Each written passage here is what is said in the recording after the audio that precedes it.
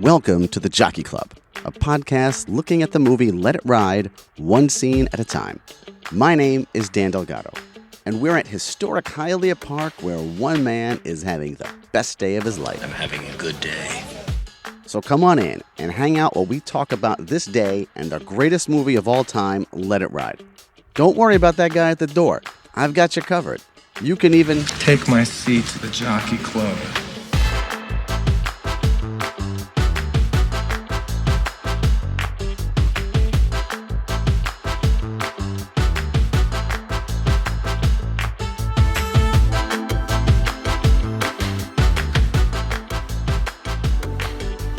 Welcome back to the Jockey Club. My name is Dan Delgado, and we are up to episode 10, which means that we are doing the 10th scene of Let It Ride. And really, it's the 10th scene according to me. This is the scene right where Trotter returns to Marty's bar after his big win and gets a cold reception. With me to discuss this scene is film critic and historian Edward A. Havens III. Ed is also the host of the 80s Movie Podcast, a film history podcast that looks at all aspects of 80s films. Now, before we begin, here's a warning. It was much to my surprise that Ed is not a fan of Let It Ride. Not a fan at all. And he really explains how much he does not like this movie for pretty much the entire episode. So keep that in mind if you dare venture ahead. Now, if you're playing along at home, this is going to be from minute 27:26 to 29:11. So now, let's head on up to my usual table at the Jockey Club to discuss the 10th scene of Let It Ride.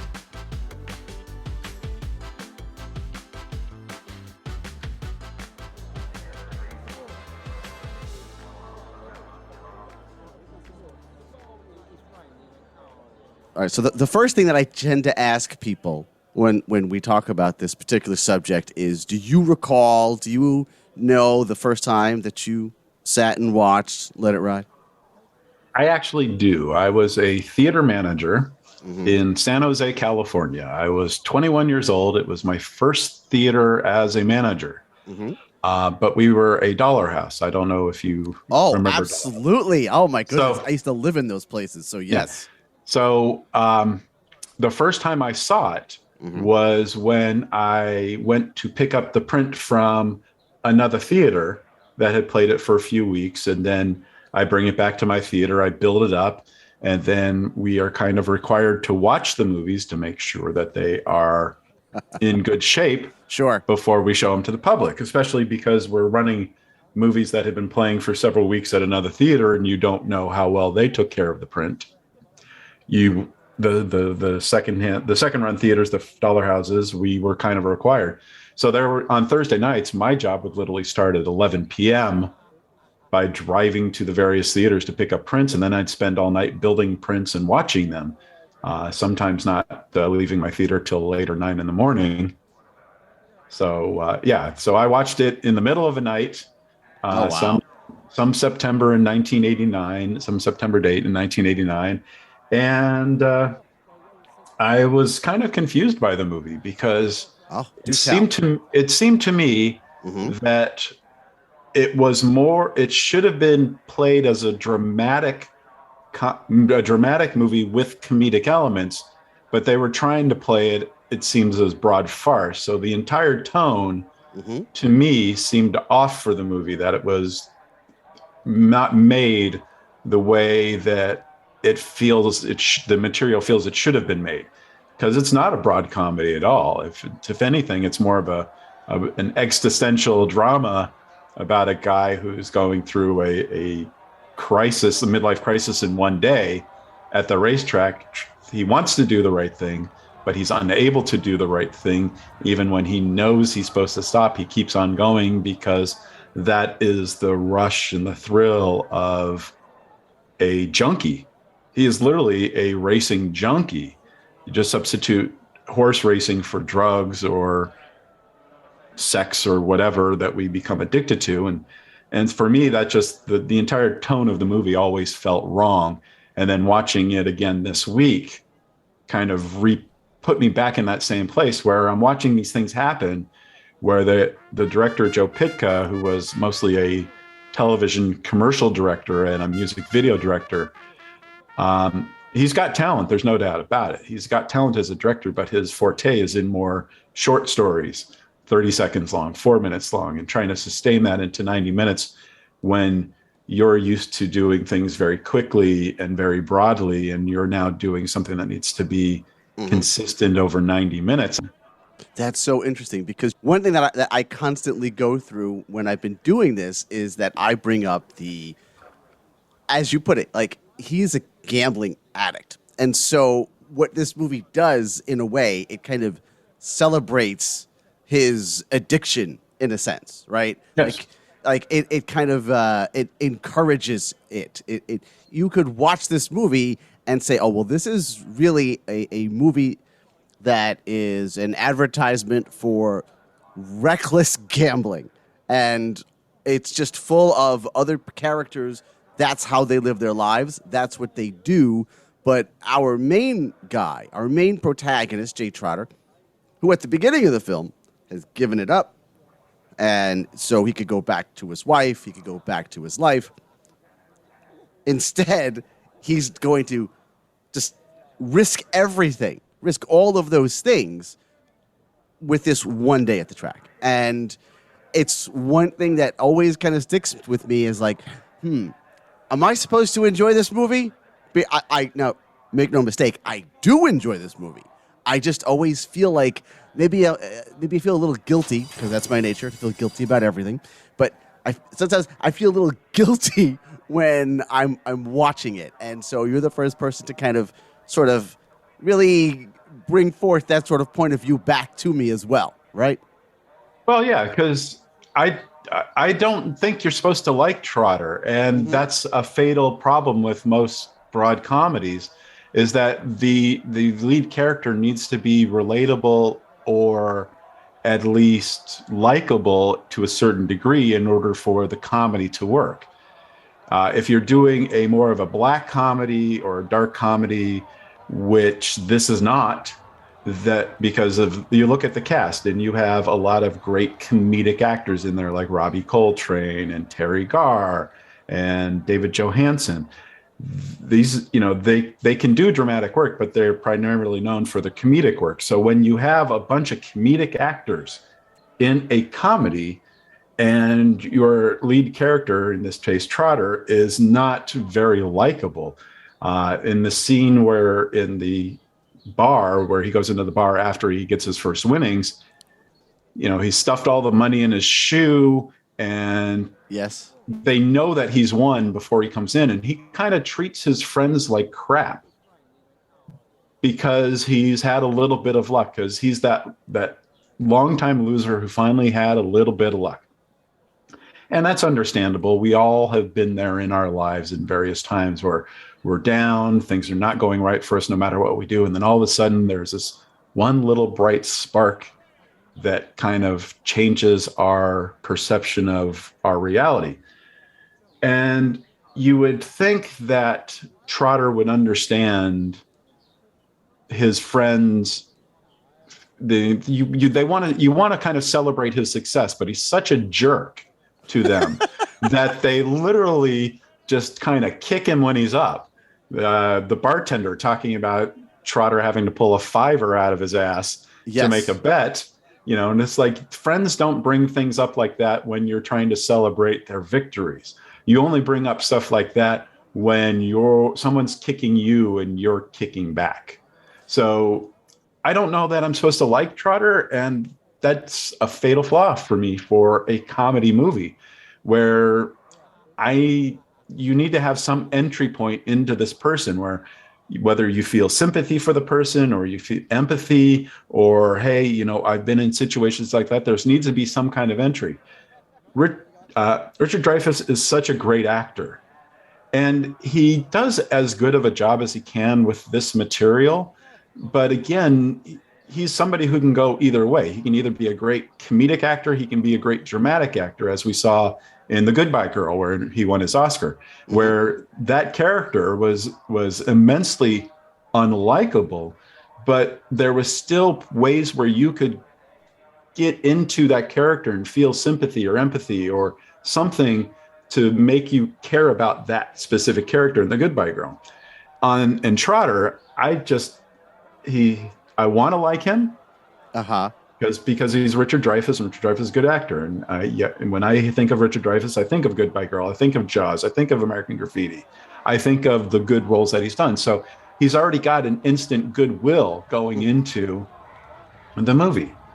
But then the guy is such a cretin in every way possible, where even at the start, when he's in the restaurant with his wife and they get in an argument about fortune cookies where he can't let it go. He needs to be right about this instead of just being, okay, your wife has one point of view, you have a different point of view, you don't see to eye, just let it go. I mean, I've been married for 20 years. I've learned after 20 years that there's some arguments that aren't worth it.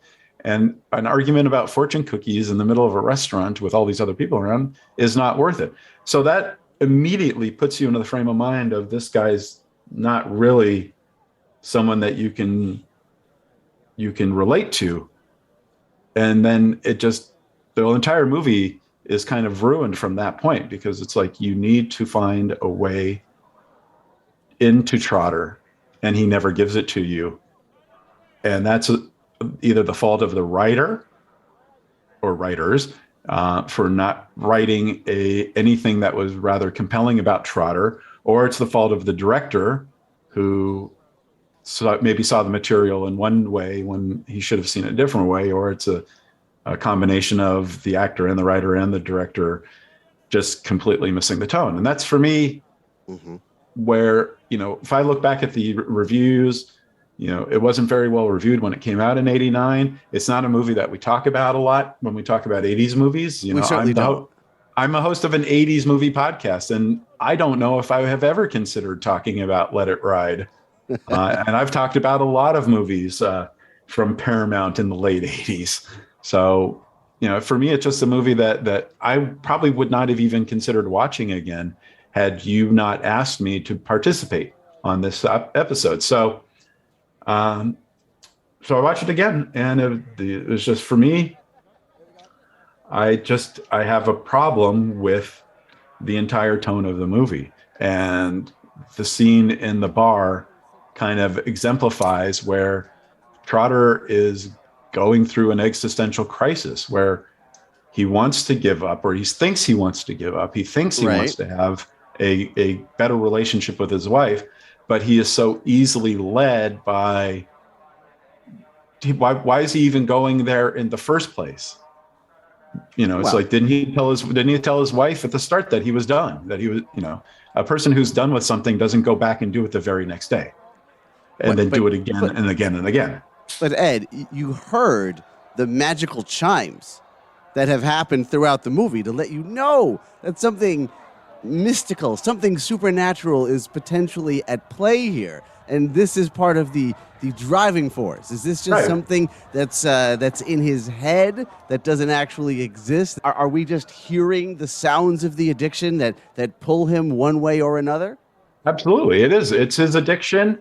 Whether the wind chimes don't mean anything. I have a wind chime 10 feet from where I'm sitting outside in my backyard. That's true, but you don't hear them when you're walking around at key moments. Like when you hear a good horse racing tip that your weaselly friend has recorded in a cab. You hear the tip, and then all of a sudden you hear these chimes and you start to feel a certain way. Like, that's not just hearing wind chimes because they were in the window. That's an entirely different thing.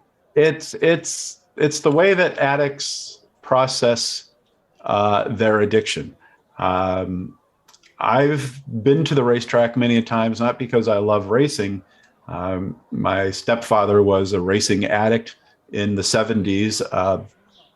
We regularly went to Hollywood Park or Santa Anita, and I learned how to read the racing form when I was 8 years old. I've known how to bet on horses as an adult. I don't particularly enjoy horse racing, but when I find myself at a track like Santa Anita or Hollywood Park because of an industry event when I was a theater manager, yes, I would partake in the racing because I'm already there. And I always came home a winner because I still, to this day, know how to read a racing form, even though it maybe have been 10 or 12 years since I last saw one, where I understand the odds. I understand the mentality that goes into selecting the horse that you bet on. So I can honestly say I've never lost in Vegas, or the one time I was in Monte Carlo. I went to Europe in 2017. My wife let me play $100 or €100 at the casino in Monte Carlo, and 15 minutes later, I walked out with €250. What did you play there? Blackjack. Blackjack is my game. Okay, just blackjack. Okay. Yeah, blackjack's my game, and I was at a €10 table, and within 15 minutes, I was up from 100 to 250, and I walked out because I don't have that addictive mentality. You don't hear any chimes, is what you're telling me. I don't hear chimes. I don't hear. I don't have a little guy on my shoulder saying, "Let it ride, let it ride." Yeah. Nope. See, I don't do that. This explains a lot, actually. Yeah. So for me, because I have a history with somebody in my family who did have a racing addiction, a problem, and had a problem and I saw this at a very young age, where I don't have those qualms that Trotter has. Yes. And so that's another reason why I cannot sympathize with him, is because I see in Trotter my stepdad Alan, who just was not a very good gambler. He won occasionally, I think. Right. I think. Okay. That's the problem, is that they win occasionally. They win occasionally, and so that's his problem, is that he win. He's been on a losing streak for so long. Okay, I'm going to give it up after today, and then he gets on a winning streak, and instead of walking away, the first time he wins $700, and $710, yeah, $710, and then the second time he wins like $2,500, something like that. Yep. Walk away, because you're now up $3,200. And in 1989, $3,200 would have probably paid my rent for a year at the place I was, because I was living in outside of Santa Cruz in the 80s, not very expensive. I was sharing a house with a few people, but my rent was less than $300 a month. I think it was $275. And so that would have paid my rent for the entire year. And for me, if I'd gotten lucky once, I probably would have walked away with the 70 and been happy. If I'd done it a second time and was up 3,200, I would have walked away absolutely, because I'm satisfied. 3,200 is a lot of money. 70, that's okay. That's dinner with my girlfriend on a Saturday night. That's 2 tickets to see David Bowie. It's not as tangible as or $700. Yeah, that's dinner and Bowie tickets and a T-shirt and a couple of things. That's nice. That's a couple months rent. But $3,200, even today, that's still a lot of money for a lot of people. 33 years later, I would love to have $3,200. I would love to have $3,200. That would help me a lot. No lie. I'm in a position where I'm retired. I retired at 52 because I had saved enough in my wife also makes a lot of money as a lawyer, but I had saved enough where we could survive without me working. Well, I can still use the money. Okay. Is my point, is that I don't, I do the trivia. Right. I do the trivia 2 or 3 days a week, which is like less than $500 a month, plus free food every night. But I could still use $3,200. The heck, that's 6 months of work on doing trivia games. That's not bad. That's not bad.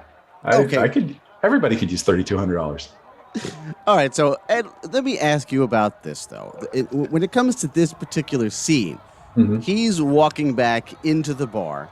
Right. And he offers to buy everyone a beer. And everyone is already soured on him simply because he has won. And it seems like this is the cardinal sin among all of these other people. In fact, Looney, David Johansen, says, I know that I did the right thing, which is to not bet on a sure thing, which is some sort of bizarro loser mentality, because I'm sure you, Ed, somebody who does gamble, as it turns out, you, I'm sure, would primarily bet on sure things. Would you not? I know that there's no such thing as a sure thing. Well, okay. I know that understand. there is a very good chance. Uh-huh. So if I was in Trotter's position, Yes. where I had a quote unquote sure thing fall in my lap, Mm-hmm. yeah, I might have bet $5, $10, Mm-hmm. maybe, because $5 or $10 is not that much to lose. And then when coming in at 28.40 on a $10 bet, that's a few $100s. That's a good bet. Let's look at it this way. Here are some things that we do know. Here are some facts that we know from the movie, if we're going to call them facts, is that at the outset of the film, Trotter and Looney both are aware of this situation at the same time. They both learn about this fixed race, this sure thing, not a sure thing, however you want to put it. They both go to the track. Trotter has saved $50 for this. He has taken, I don't even know, $20, whatever he took off the other guy, Mickey Jacks, and gives it to Looney. This is your portion. This is your portion. Go bet it. Here it is. Looney does not bet this, though. Even though he has this information, this inside information, the money is not his own. It is money that Trotter is giving him. He opts to not bet on it. And in fact, he gets annoyed at the idea that Trotter did bet on it and won. What can we attribute this to? Why would you think this way? Or not you, but why would Looney think this way? I don't think we learn enough about Looney in the course of the movie, or at least by that point, to know why, other than when he says in that scene, that he did a quote unquote good thing by not betting on the sure thing. Right. So, for Looney, it could be a sense of pride. It could be a sense of honor. It could be a sense of, if he took this and won, that it was done in a wrong, quote unquote, wrong way. So he could be looking at it from a morality point of view. Well, this is interesting because he does not come across as a particularly moral individual. Right. But that's the problem with the writing, is that we don't know, we never learn enough about him to that point. So when we're in the bar and he says that but the way the line comes across, it seems to be that he's taking a moral stance. Yeah, like he's offended at the idea. Yes. But even though he's the one who got the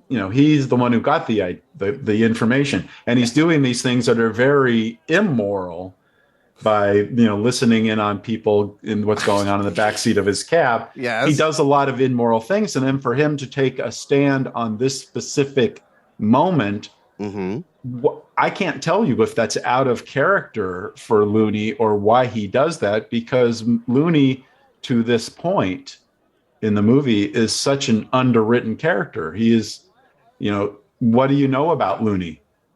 He drives a cab. He listens in on his customers' conversations, even though there's a sign that says the driver can't hear you. Yes, driver cannot hear you. So, and then he has this information and he doesn't do anything with it, even though he has a similar addiction. But that's a problem with the writing of the movie, where we don't know why Looney would make this stand. The others, it could be jealousy that Trotter won all this money and they didn't. So, that Trotter's in a place that they want to be in, so they are jealous. But Looney could have been there and chose not to, and takes offense at Trotter actually doing it. So it's not jealousy. But then what is it? And the writing is so it's so empty. The character is such an empty vessel that we don't, then we have to supply why we think Looney is doing what he's doing and saying what he's saying, because we don't know anything about him truly, other than being a cab driver who does some bad things, listening in on what people say in the back of his cab. So that's why I said, that's why I have a lot of problems with the movie, is that Trotter's not likable, and a lot of the characters are so underdeveloped that you don't know why they do what they do. And that's ultimately why I've never really revisited the movie after 33 years until this week. Is it quite possibly that he, just like everyone else, is just unhappy that Trotter has won? I mean, because even when Trotter goes to the Jockey Club and he's now elevated with all of the, highbrow Players. people. Right, exactly. When he wins there, those people aren't happy with him either. Those people are like seemingly annoyed that he has won. He ends up getting booted out of there. Alan Garfield in his wonderful pink blazer, which I need to get me one of those. It's like, how come you didn't share your tip with me? He's all of a sudden he's cold to him. So is this sort of a thing with gamblers where, are we just not happy when our friends do well? Hard to say, because Alan didn't have a lot of friends. So when I was at the track with him, I was literally the only person with him, and we were sitting, we wouldn't be sitting with the people against the rail, and we wouldn't be sitting in the club. We'd kind of be in that middle ground where the losers are. Okay. For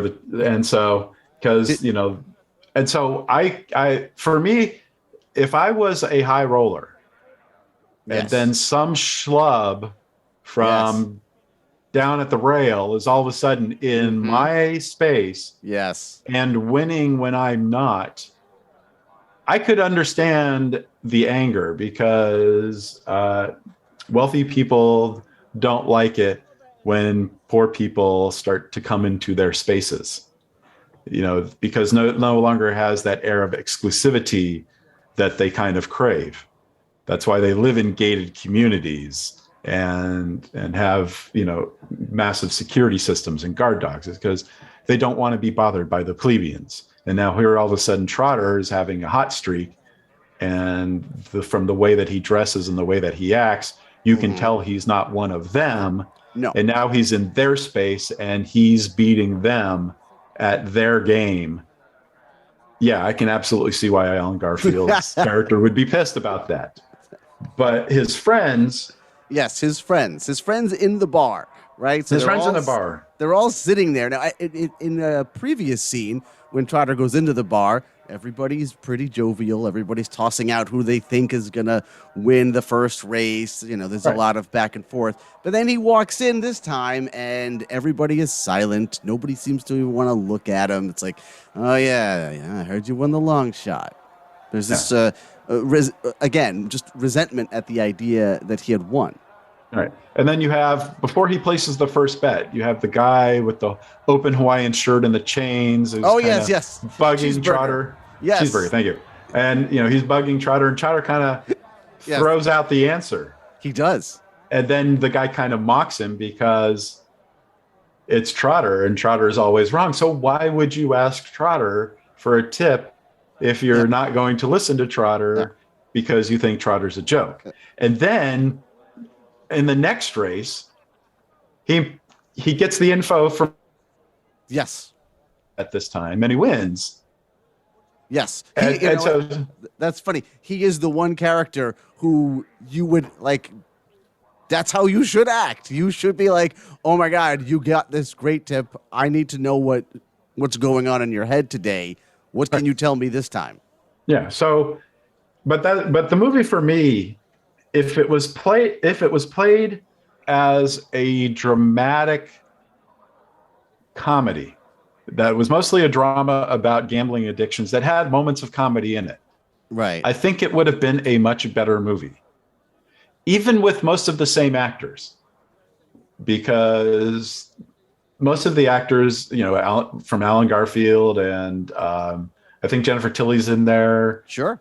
You've got Mary Warnov, a cult favorite from Eating Raoul, which wonderfully splits the absurd comedy and moments of drama And she's fantastic in it, as she is in most movies. But I think even if you have the same cast and the same director and the same script, but you play it as a drama about gambling addiction that has comedic moments, because life has comedic moments even when it's very serious, I think it would have been a much better movie. As presented was presented incorrectly for what was written. But I don't know enough about the movie's history, whether it was originally written as a drama about gambling addiction. That once you get, no. like I said, I don't know the history of it enough. That's okay. But for me, I think I would have thought it was a much better movie if it played it straight with the moments of comedy that come out of life, out of strange things that happen in life. You know, his reactions to hitting the big one and then hitting it again and then keeping going. I just think the overall tone of the movie is incorrect for the material. But then again, I also have that history of living with a gambling addict and knowing what they go through, or at least what this one went through. Yeah, where to me, the tone was always wrong for me. Did you see, as a child, when you would go to the track, did you see any characters like we see in this movie? I'd say this movie is a very small portion of what I saw. That obviously I couldn't go into the bars because I was a preteen, but in the stands, in the lines of placing the bets, absolutely these characters existed. You have, the slimy little guy who thinks he's hot stuff with the slick back hair and the jacket that's 2 sizes too big to him. You have, the guys in Hawaiian shirts and the gold chains who are just looking. Yeah, absolutely. These characters existed. And it's one of the many things I don't miss about going to the track. For me, the track has always felt like the place where people who don't have anything better to do with their lives go to kind of just ride out their life. I don't have a happy memory of the racetrack. As we'll just leave it at that. Wow. So for me, it's just the tone is all wrong. I almost feel sorry that I had you end up watching this movie. You shouldn't. I'm old enough to recognize things without letting it bother me. All right. Like my stepdad, I haven't seen Alan since, I don't know, 80 or 81. And I have only been to a racetrack once in the last 15, 20 years. Oh, yeah. So for me, it doesn't bring up any PTSD. It doesn't bring up painful memories. It's just, it brings up memories of things that happened that no longer affect me, and they make no attempt to get out of it.